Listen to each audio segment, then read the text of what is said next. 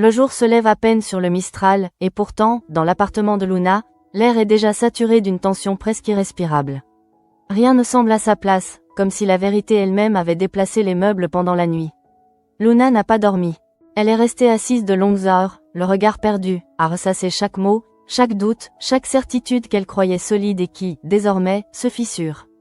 Dans sa tête, une seule image revient en boucle. Martin, le visage fermé, incapable de reconnaître l'évidence, et Idriss, accusé, sali, rejeté sans qu'elle ait pris le temps de l'écouter vraiment. Ce matin-là, Luna se lève avec la sensation d'avoir échoué. Pas seulement comme femme, mais comme adulte, comme repère. Elle se sent coupable d'avoir cru trop vite, d'avoir voulu protéger Martin coûte que coûte, sans mesurer la violence que ce mensonge allait provoquer. Elle pense à Idriss, à ce regard qu'il a détourné d'elle, et une douleur sourde lui serre la poitrine. Elle se répète qu'elle a fait ce qu'elle pensait juste. Mais au fond d'elle, une petite voix insiste, « Et si tu t'étais trompée ?» À quelques rues de là, au commissariat, l'atmosphère est tout aussi lourde. Ariane se tient droite, concentrée, presque froide. Elle a ce regard déterminé qu'elle adopte lorsqu'elle sait qu'elle s'apprête à faire basculer une situation. À ses côtés, Stanislas relit une dernière fois le dossier. Les faits sont là, implacables. La vidéo ne laisse plus de place au doute. Martin n'a pas été agressé. Il a chuté, seul, sur ce trottoir, et tout le reste n'est qu'un enchaînement de mensonges devenus incontrôlables. Ariane inspire profondément. Elle sait que l'interrogatoire à venir ne sera pas simple. Il ne s'agit pas seulement de confronter un homme à ses contradictions, mais de fissurer un récit que toute une famille a fini par accepter, presque par nécessité. Elle pense à Idriss, à l'injustice qu'il a subie, à cette solitude imposée par le soupçon. Et, sans le dire à voix haute, elle se promet que cette fois, la vérité ira jusqu'au bout, même si elle fait mal. Lorsqu'Ariane et Stanislas arrivent chez Luna, le silence qui les accueille est pesant. Myrtha ouvre la porte, le visage grave, comme si elle pressentait déjà ce qui va suivre. Elle n'a pas besoin d'explication, elle lit dans les yeux d'Ariane que quelque chose de définitif est sur le point de se produire. Luna apparaît derrière elle, pâle, tendue, et comprend immédiatement que ce moment qu'elle redoutait est arrivé. Martin est là, assis, les bras croisés, sur la défensive. Son regard se durcit lorsqu'il aperçoit les deux policiers. Il n'est plus question de discussion amicale ou de compréhension mutuelle. Cette fois, la confrontation est inévitable. Ariane ne perd pas de temps. Elle annonce calmement qu'un nouvel élément est venu bouleverser l'enquête. Sa voix est posée, presque douce, mais chaque mot tombe comme un verdict. Quand elle mentionne la vidéo, le visage de Martin se fige. Pendant une fraction de seconde, quelque chose vacille en lui. Un doute, une peur, peut-être même un regret. Mais il se ressaisit aussitôt. Il nie. Encore. Il répète qu'il a été agressé, qu'Idriss est responsable, qu'il n'a rien inventé. Sa voix monte, devient nerveuse. Il s'enfonce dans sa version comme on s'accroche à une bouée déjà percée. Luna écoute, le cœur battant. Elle voudrait croire Martin, le défendre encore, mais les mots d'Ariane résonnent trop fort. La description précise de la chute, l'angle de la caméra, le moment exact où il trébuche. Tout est là, clair, net, irréfutable. Et soudain, Luna comprend. Elle comprend que ce n'est pas seulement Idriss qu'elle a accusé à tort, mais aussi elle-même qu'elle a trahi, en fermant les yeux sur une vérité qui la dérangeait. Un silence lourd s'installe après les explications. Myrtha détourne le regard, incapable de supporter davantage cette scène. Martin, lui, refuse toujours d'admettre. Il s'enferme dans un mutisme hostile, comme si reconnaître le mensonge revenait à s'effondrer complètement. Ariane observe, note mentalement chaque réaction. Elle sait que l'aveu ne viendra pas aujourd'hui. Mais l'essentiel est ailleurs, la vérité est désormais officielle. Lorsqu'Ariane conclut l'entretien, Luna murmure quelques mots, presque inaudibles. Elle s'excuse, pas seulement auprès des policiers, mais auprès d'elle-même, pour ce qu'elle n'a pas voulu voir. Ariane la regarde avec une certaine compassion, consciente que cette affaire laissera des traces profondes. Puis elle s'en va, laissant derrière elle un appartement plus silencieux encore qu'à son arrivée. Dans les rues du Mistral, la nouvelle se propage vite.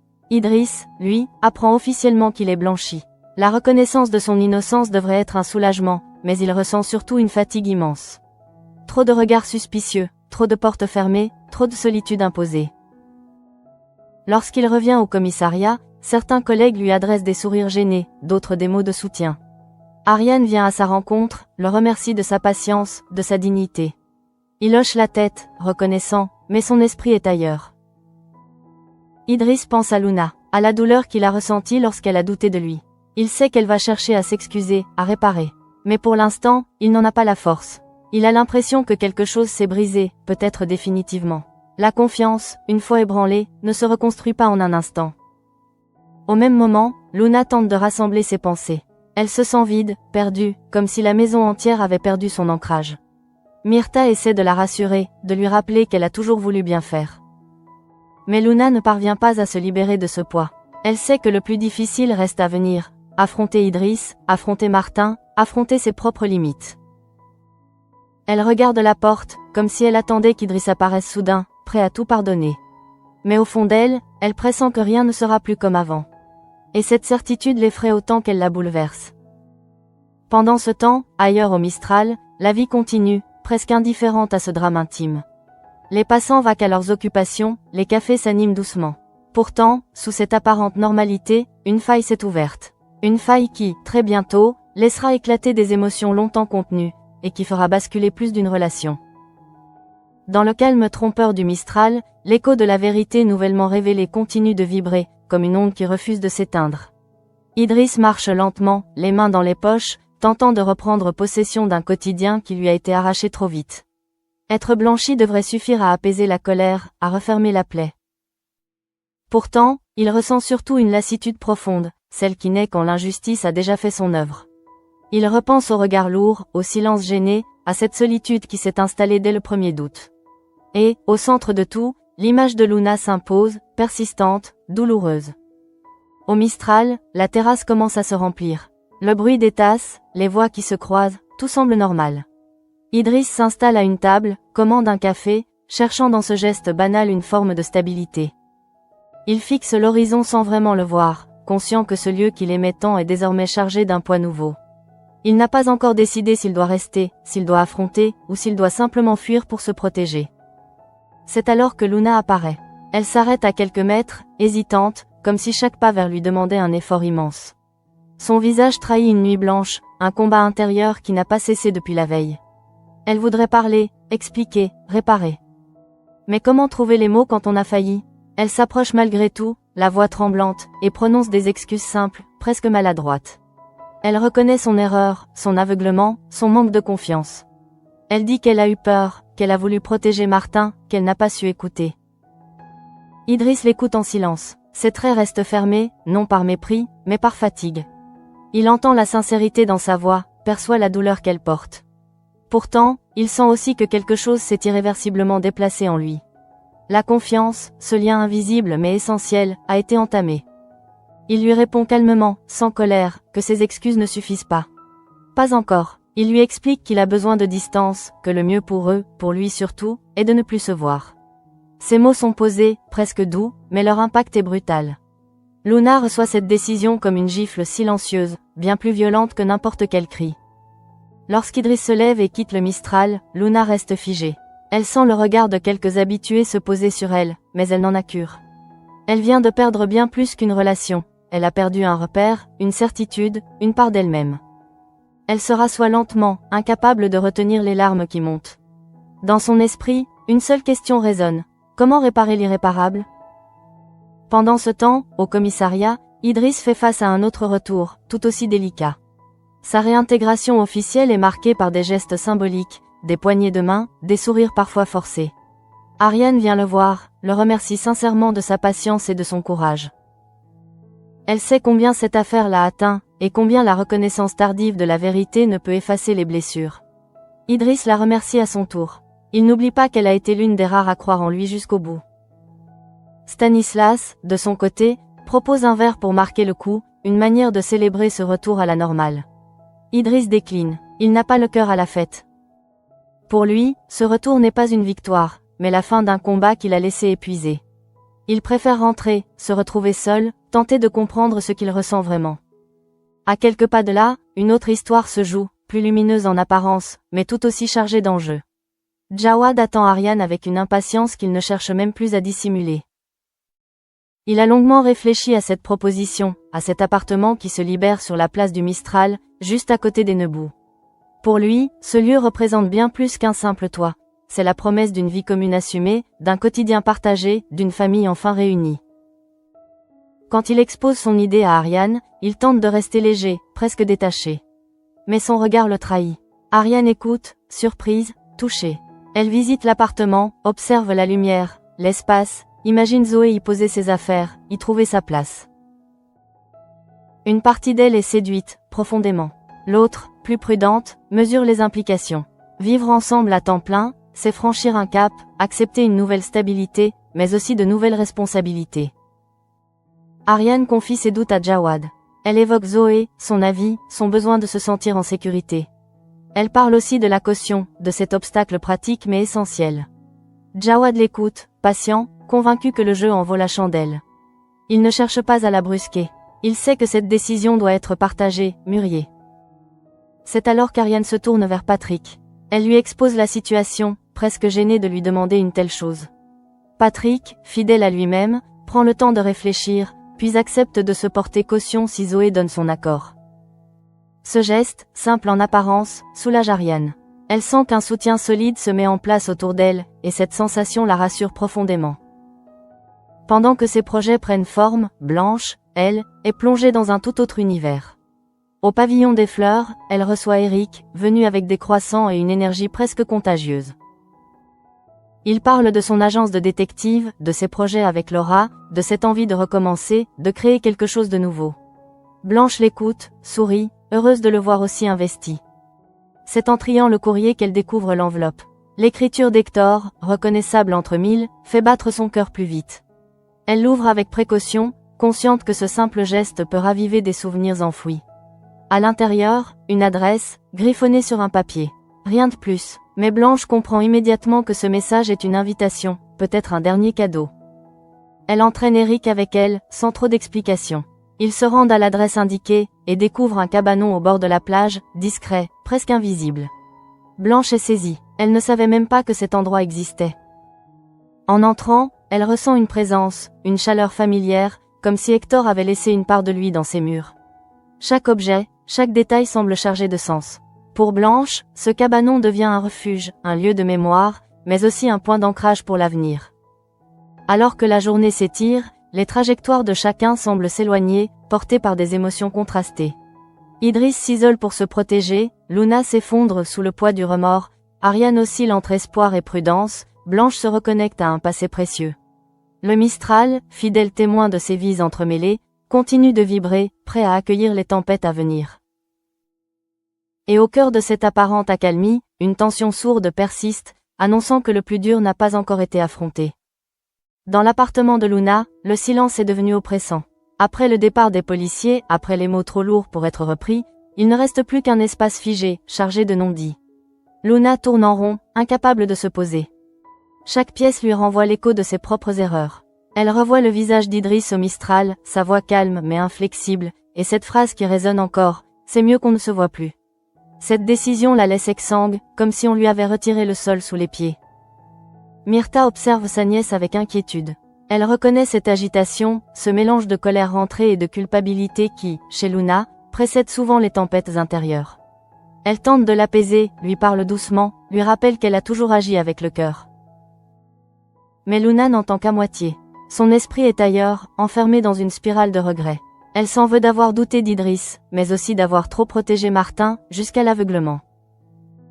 Martin, justement, se tient dans sa chambre, isolé. Depuis l'interrogatoire, il est sur la défensive, presque agressif. Il sent que le monde autour de lui se fissure, que le récit qu'il a construit ne tient plus. Plutôt que d'affronter cette réalité, il choisit l'attaque. Il rumine, nourrit une colère sourde, persuadé que tout le monde est contre lui. Dans sa tête, Luna n'est plus une alliée, mais une traîtresse qu'il a laissé tomber au moment crucial. Lorsque Luna tente une approche, la tension est immédiate. Elle voudrait parler, comprendre ce qui l'a poussée à mentir, à s'enfermer dans ce rôle de victime. Elle évoque l'idée d'un psychologue, suggéré par Blanche, comme une main tendue. Mais Martin ne l'entend pas ainsi. Pour lui, cette proposition est une accusation de plus, une manière de le faire passer pour fou. Son regard se durcit, sa voix se fait tranchante. Il rejette toute aide, toute remise en question, préférant se réfugier dans l'agressivité. Myrtha intervient, essayant de calmer le jeu, de rappeler que cette discussion vise à l'aider, pas à le juger. Mais plus elle parle, plus Martin se braque. Il se sent acculé, incompris, et cette sensation nourrit sa violence verbale. Luna sent la situation lui échapper. Elle reconnaît les signes avant-coureurs, cette montée de tension qu'elle connaît trop bien. Pourtant, elle refuse encore de lâcher prise, persuadée qu'elle peut sauver quelque chose. Ailleurs, Blanche n'arrive pas à se défaire des émotions provoquées par la découverte du cabanon. Elle repense à Hector, à cette manière qu'il avait de laisser des traces discrètes mais profondes. Au pavillon des fleurs, elle confie à Eric ce sentiment étrange, mêlé de nostalgie et de gratitude. Elle se rend compte que ce lieu représente bien plus qu'un souvenir, c'est un refuge, un espace où elle peut respirer, réfléchir, se reconnecter à elle-même. Eric l'écoute avec attention. Il comprend que cette découverte remue des choses enfouies, mais il perçoit aussi une lueur nouvelle dans le regard de Blanche. Comme si, à travers Hector, elle retrouvait une force oubliée. Cette parenthèse douce contraste violemment avec ce que vit Luna au même moment, accentuant le décalage entre les trajectoires. Pendant ce temps, Ariane rentre chez elle, l'esprit occupé par l'appartement et la proposition de Jawad. Elle observe Zoé, attentive à la moindre réaction, consciente que cette décision ne peut se prendre sans elle. Zoé, intuitive, sent que quelque chose se prépare. Elle questionne sa mère, cherche à comprendre. Ariane explique avec précaution, parle de ce nouvel espace, de la possibilité de vivre autrement, ensemble. Zoé écoute, partagée entre l'excitation et la crainte de perdre ses repères. Ariane se montre honnête sur ses doutes. Elle ne promet rien, mais elle ouvre la porte à une discussion sincère. Cette attitude rassure Zoé, qui apprécie d'être considérée comme une actrice à part entière de cette décision. Pour Ariane, cet échange est un soulagement. Elle se rend compte que, malgré ses hésitations, une envie profonde grandit en elle, celle de construire quelque chose de stable, sans renier son indépendance. Jawad, de son côté, attend. Il ne presse pas Ariane, conscient que le temps est un allié précieux. Il imagine déjà cette vie commune, sans la fantasmer à l'excès. Pour lui, l'essentiel est d'être ensemble, de partager le quotidien, les contraintes comme les joies. Cette patience témoigne de sa maturité, mais aussi de l'importance qu'il accorde à ce projet. Retour chez Luna. La discussion avec Martin reprend, plus tendue encore. Luna insiste, parle de responsabilité, de conséquences. Elle évoque Idriss, la douleur qu'il a subie, l'injustice qu'il a endurée. Ces mots déclenchent quelque chose chez Martin. Il se sent attaqué, comparé, relégué au second plan. Sa voix s'élève, ses phrases deviennent cruelles, calculées pour blesser. Il accuse Luna de ne penser qu'à elle, de privilégier son image, ses sentiments, au détriment des siens. Myrtha tente une dernière fois de s'interposer, mais le mal est fait. La colère de Martin déborde, incontrôlable. Luna, elle, encaisse, sentant chaque mot s'enfoncer comme une lame. Elle se répète qu'elle doit rester calme, qu'elle ne doit pas répondre à la provocation. Mais à mesure que les insultes s'accumulent, quelque chose cède en elle. Dans ce huis clos étouffant, la tension atteint un point de non-retour. Les regards se font plus durs, les silences plus lourds. Luna réalise qu'elle se trouve face à un mur, que sa bienveillance ne suffit plus. Et sans encore le savoir, tous sont à quelques secondes d'un geste irréversible, celui qui marquera un tournant définitif dans cette histoire déjà trop chargée de douleur. Dans l'appartement, l'air semble soudain plus lourd, presque étouffant. La discussion entre Luna et Martin a franchi un seuil invisible. Il ne s'agit plus d'incompréhension ou de maladresse, mais d'une lutte frontale, où chacun cherche à reprendre le contrôle d'une situation qui lui échappe. Luna sent son cœur battre trop vite, comme s'il voulait fuir cette pièce avant elle. Elle s'accroche pourtant, persuadée qu'abandonner maintenant serait une forme de lâcheté. Martin, lui, est debout, tendu, incapable de rester immobile. Ses gestes sont brusques, ses paroles tranchantes. Il parle de trahison, d'abandon, accuse Luna d'avoir choisi le camp d'Idriss sans même chercher à comprendre sa détresse. Chaque phrase est une provocation, un test. Il veut la pousser à bout, forcer une réaction qui justifierait sa propre colère. Dans son regard, il n'y a plus de demande d'aide, seulement un besoin de domination, comme si écraser l'autre pouvait apaiser son propre chaos. Myrtha observe la scène avec une angoisse croissante. Elle reconnaît ce type de confrontation, cette spirale où les mots deviennent des armes. Elle tente de rappeler à Martin qu'il n'est pas seul, que cette maison est encore un refuge. Mais sa voix se perd dans le tumulte. Martin n'écoute plus. Il parle plus fort, coupe la parole, refuse toute nuance. Pour lui, toute tentative de compréhension est une attaque déguisée. Luna, au bord de la rupture, repense aux paroles de Blanche. À ce conseil donné presque en passant, mais qui résonne maintenant avec une clarté douloureuse. Tu ne peux pas porter tout le monde à bout de bras. Elle réalise qu'elle a voulu être à la fois protectrice, juge, soutien et rempart, sans jamais s'autoriser à dire stop. Cette prise de conscience la déstabilise autant qu'elle la soulage.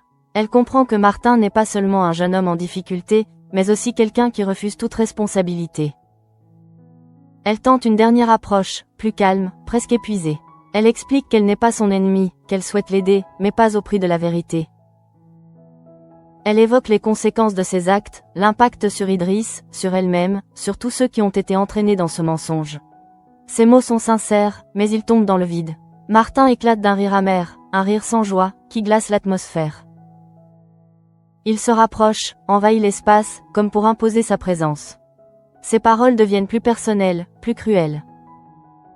Il attaque Luna là où il sait qu'elle est vulnérable, insinuant qu'elle se préoccupe davantage de son image que de lui, qu'elle préfère se poser en victime plutôt que d'assumer ses choix.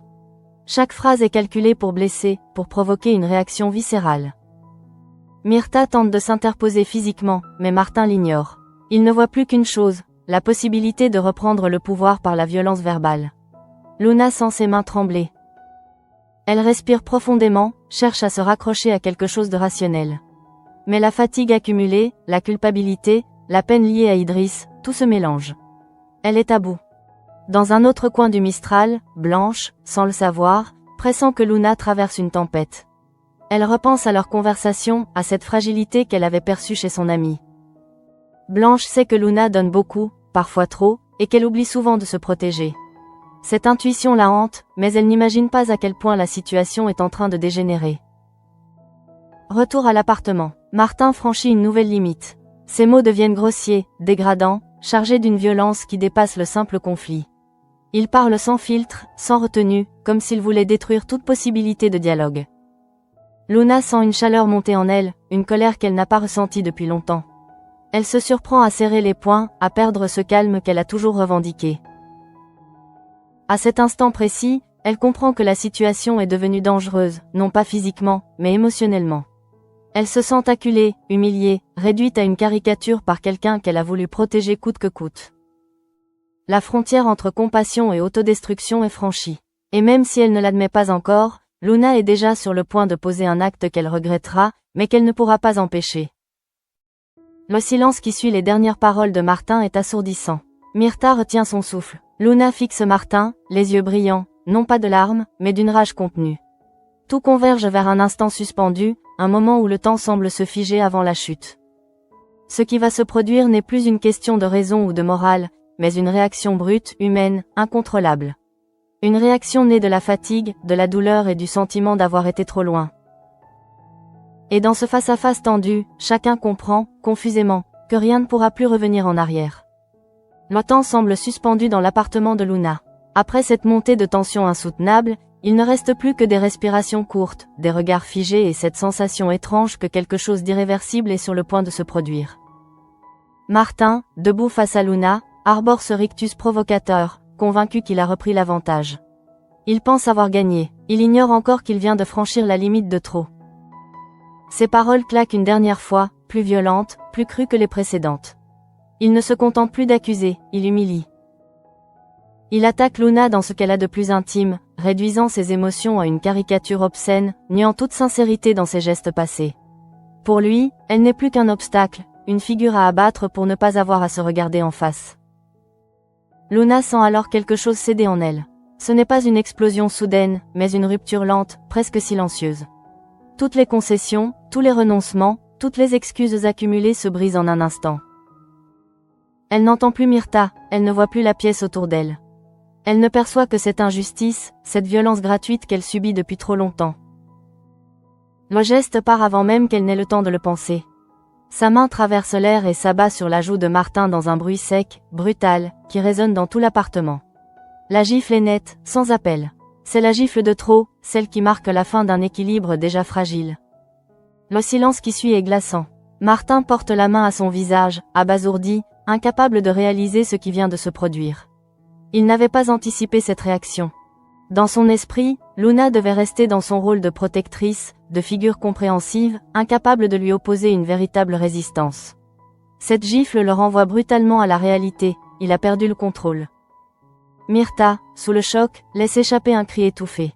Elle voit dans ce geste non pas une violence gratuite, mais l'aboutissement d'une détresse accumulée. Pourtant, elle sait aussi que cette ligne franchie aura des conséquences. Luna, elle, reste figée, la main encore tremblante. Son regard se trouble, partagé entre soulagement immédiat et culpabilité instantanée. Elle réalise aussitôt ce qu'elle a fait. Trop tard. Martin ne dit rien. Il la fixe longuement, les yeux chargés d'un mélange de haine, de honte et de défi. Puis, sans un mot, il se détourne. Ses gestes sont mécaniques. Il attrape une veste, bouscule légèrement une chaise, traverse le salon sans regarder Luna ni Myrtha. Chaque pas résonne comme un coup de marteau. Lorsqu'il claque la porte derrière lui, le bruit semble sceller définitivement une rupture. Luna s'effondre alors. Ses jambes la lâchent, et elle s'appuie contre le mur pour ne pas tomber. La colère retombe d'un coup, laissant place à une fatigue écrasante. Elle murmure qu'elle n'aurait jamais dû en arriver là, qu'elle a perdu ses nerfs, qu'elle a tout gâché. Myrtha la rejoint, la prend dans ses bras, tentant de la rassurer malgré sa propre inquiétude. Elle sait que Martin ne reviendra pas de sitôt, et que cette sortie précipitée est lourde de danger. Luna se sent envahie par la honte. Elle repense à Idriss, à sa décision de prendre ses distances, et se demande s'il aurait pu comprendre ce geste. Elle se demande surtout si elle n'est pas en train de devenir ce qu'elle redoutait le plus, quelqu'un qui fait du mal, même en croyant bien faire. Cette pensée la bouleverse profondément. Plus tard, Blanche apprend ce qui s'est passé. Luna, la voix brisée, lui raconte la dispute, les insultes, la gifle. Blanche écoute sans interrompre, consciente de la gravité de la situation. Elle ne juge pas. Elle comprend que Luna a été poussée à bout, mais elle insiste sur une chose. Martin a besoin d'aide, et Luna aussi. Cette histoire ne peut pas s'arrêter sur un acte de violence, aussi compréhensible soit-il. Blanche évoque de nouveau la nécessité d'un suivi psychologique pour Martin, mais aussi pour Luna, afin qu'elle puisse déposer ce poids immense qu'elle porte seule depuis trop longtemps. Ces mots, empreints de bienveillance, offrent à Luna un début d'apaisement. Elle se rend compte qu'elle ne peut plus continuer ainsi, à encaisser sans limite, à se sacrifier au nom de l'amour ou de la protection. Dans les rues du Mistral, Martin marche sans but, le visage fermé, la joue encore brûlante.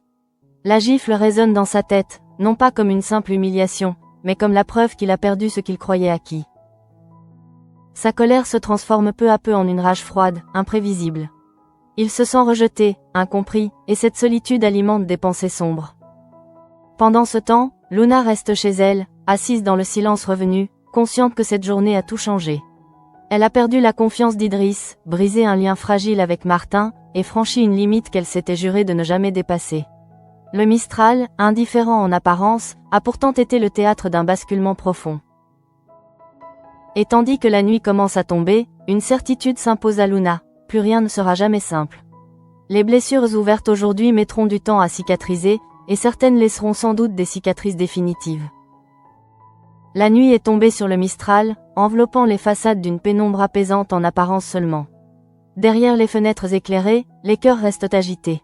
Au commissariat, Idriss termine une longue journée sans parvenir à chasser le tumulte intérieur qui l'accompagne depuis son retour. Il classe mécaniquement quelques dossiers, comme pour se convaincre que tout est enfin rentré dans l'ordre. Pourtant, chaque geste lui rappelle ce qu'il a traversé. L'accusation injuste, l'isolement, puis cette vérité révélée trop tard pour réparer ce qui s'est brisé. Ariane passe le voir avant de partir. Elle perçoit aussitôt sa fatigue, cette lassitude qui ne s'explique pas seulement par les heures accumulées. Elle lui parle doucement, lui dit qu'il a eu raison de poser ses limites, que se protéger n'est pas une faiblesse. Idriss l'écoute, reconnaissant, mais il reste silencieux. Il sait qu'Ariane comprend ce qu'il ressent, elle qui jongle sans cesse entre sa vie personnelle et ses responsabilités. Avant de partir, elle lui glisse qu'il a toute sa place ici, au commissariat, et que personne n'en doute plus. Idriss esquisse un léger sourire, sans parvenir à se réjouir pleinement. Non loin de là, Patrick observe la scène de loin. Il voit en Idriss un policier solide, mais aussi un homme profondément marqué. Il se promet de rester attentif, conscient que certaines blessures mettent du temps à se refermer, même lorsque la justice a été rétablie. Cette affaire lui rappelle à quel point les conséquences humaines dépassent souvent le cadre strict des enquêtes. Pendant ce temps, Ariane retrouve Jawad pour faire le point. La journée a été intense pour elle aussi, tiraillée entre le travail, la situation d'Idriss et les projets qui se dessinent avec Jawad. Il se retrouve dans l'appartement qu'il lui a montré plus tôt, plongé dans une semi-obscurité paisible. Jawad parle de manière simple, sans pression. Il dit qu'il n'attend pas de décision immédiate, qu'il veut surtout qu'Ariane et Zoé se sentent prêtes.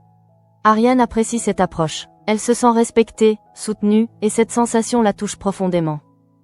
Elle évoque la discussion avec Zoé, ses hésitations, ses peurs, mais aussi cette lueur d'envie qu'elle a perçue chez sa fille.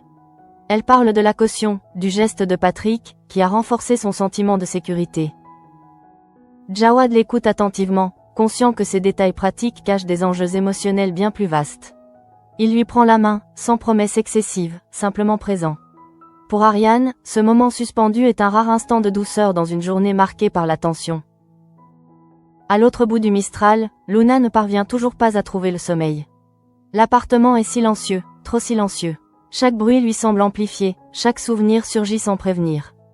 Elle revoit le visage de Martin au moment de la gifle, puis son dos qui s'éloigne, la porte qui claque. Cette image la hante. Elle se demande où il est, ce qu'il fait, s'il va bien malgré tout. Sa culpabilité est immense, même si une part d'elle sait qu'elle a été poussée à bout. Blanche est restée un moment avec elle, refusant de la laisser seule dans cet état. Assise côte à côte, elle parle à voix basse, comme si le moindre son pouvait raviver la tempête. Blanche ne minimise pas la gravité du geste de Luna, mais elle insiste sur le contexte, sur la violence des mots de Martin, sur cette accumulation qui a fini par exploser. Elle encourage Luna à se recentrer, à accepter qu'elle ne peut pas tout réparer, ni tout contrôler. Luna confie sa peur de perdre tout le monde, Idriss, Martin, et même une partie d'elle-même. Blanche l'invite à envisager une autre perspective, celle de poser des limites claires, de reconnaître ses propres besoins. Elle lui rappelle que demander de l'aide n'est pas un aveu d'échec, mais une preuve de lucidité. Ces mots font lentement leur chemin dans l'esprit de Luna, encore envahie par la honte et le doute. Au même moment, Martin erre dans les rues, incapable de rentrer, incapable de se poser. La gifle l'a blessé bien plus profondément qu'il ne veut l'admettre. Elle a fissuré l'image qu'il avait de lui-même, cette certitude d'être toujours la victime. Sa colère se transforme en un mélange confus de ressentiment et de vide. Il repense aux paroles de Luna, aux suggestions de consulter un psy, et cette idée le met hors de lui. Pour lui, accepter de l'aide serait reconnaître sa fragilité, et il n'est pas prêt à cela. La nuit avance, et chacun tente de survivre à ses propres démons. Idriss s'enferme dans le travail pour ne pas penser à Luna. Ariane s'accroche à l'espoir d'un nouveau départ avec Jawad, sans précipitation. Blanche veille sur son amie, consciente que cette histoire laissera des traces durables. Et Luna, au cœur de cet enchevêtrement d'émotions, comprend peu à peu que cette journée a marqué un point de rupture nécessaire, aussi douloureux soit-il. Au Mistral, les lumières s'éteignent une à une, mais les tensions, elles, restent bien vivantes. La tempête n'est pas totalement passée. Elle a simplement changé de forme, laissant derrière elle un silence lourd de conséquences. La nuit s'étire sur le Mistral comme un voile trop lourd pour être soulevé. Les rues se sont vidées, les voix se sont tues, mais les esprits restent en éveil. Chez Luna, l'appartement paraît plus grand, presque étranger, comme si l'absence de Martin avait déplacé les murs. Elle s'assoit enfin, épuisée, laissant le silence l'encercler. La gifle qu'elle a donnée tourne en boucle dans sa tête, non comme un acte de colère, mais comme le signe qu'elle a touché sa propre limite. Elle comprend que ce geste, aussi regrettable soit-il, est le symptôme d'un trop-plein qu'elle a ignoré trop longtemps. Myrtha veille, discrète, présente sans envahir. Elle sait que les mots ne suffisent plus ce soir. Elle pose simplement une main sur l'épaule de Luna, un geste simple, presque ancestral, qui dit « Tu n'es pas seule ». Luna ferme les yeux. Pour la première fois depuis des heures, elle accepte de respirer. Elle n'essaie plus de se justifier, ni de se condamner. Elle accepte d'être fatiguée, brisée, humaine. Cette acceptation, fragile, est un premier pas vers un apaisement encore lointain. Au commissariat, Idriss range son bureau avant de partir. Les lumières se reflètent sur les vitres, dessinant des silhouettes floues. Il s'arrête un instant, regarde autour de lui, conscient d'être de retour là où il doit être. Pourtant, son cœur reste lourd. Il pense à Luna, à ce qu'ils ont partagé, à ce qui a été perdu dans la tourmente. Il ne regrette pas sa décision de prendre ses distances. Il sait qu'elle est nécessaire. Mais il mesure aussi le prix de cette lucidité, la solitude. Il quitte les lieux sans se retourner, décidé à se reconstruire à son rythme, sans promesse, sans compromis immédiat. Ariane et Jawad, eux, marchent lentement sur la place du Mistral. Ils parlent peu, mais leurs silences sont apaisés. Ariane sent qu'un chemin se dessine, non pas sans obstacle, mais avec une clarté nouvelle. Elle sait que la décision concernant l'appartement ne se prendra pas ce soir, ni même demain. Et c'est très bien ainsi. Pour une fois, elle n'a pas l'impression de devoir courir. Jawad la regarde, confiant, prêt à attendre le temps qu'il faudra. Cette patience partagée est peut-être leur plus grande force. Blanche, de retour au pavillon des fleurs, repense à la lettre d'Hector, au cabanon, à ce fil invisible qui relie le passé au présent. Elle comprend que certaines traces ne sont pas faites pour enfermer, mais pour guider. Elle se promet d'être là pour Luna, sans jugement, sans solution toute faite. Simplement présente. Parfois, c'est tout ce qu'on peut offrir. Et puis il y a Martin. Seul, dehors, confronté à lui-même. Il marche jusqu'à l'épuisement, incapable de rentrer, incapable de demander de l'aide. La gifle a laissé une marque plus profonde que sur sa joue, elle a fissuré son déni. Il n'en est pas encore conscient, mais quelque chose s'est déplacé en lui. La colère ne suffit plus à masquer le vide. Il s'arrête enfin, s'assoit, regarde la nuit. Pour la première fois, le silence ne l'attaque pas. Il l'oblige à écouter. Ce qu'il entend ne lui plaît pas, mais il ne peut plus l'ignorer. À l'aube, le Mistral s'éveillera comme toujours. Les cafés ouvriront, les conversations reprendront. En surface, la vie continuera. Mais pour chacun d'eux, cette journée aura laissé une empreinte durable. Des liens ont été rompus, d'autres fragilisés, certains renforcés. Les choix faits ce jour-là pèseront encore longtemps. Luna sait désormais qu'elle devra se reconstruire sans trahir ses propres limites. Idriss avance avec la certitude d'avoir protégé l'essentiel. Ariane et Jawad s'offrent le luxe du temps. Blanche garde la mémoire vivante. Martin, enfin, se retrouve face à un carrefour qu'il ne pourra pas éternellement éviter. Ainsi s'achève cette journée au Mistral, sans résolution parfaite, sans pardon immédiat, mais avec une vérité mise à nu. Et parfois, c'est le seul point de départ possible.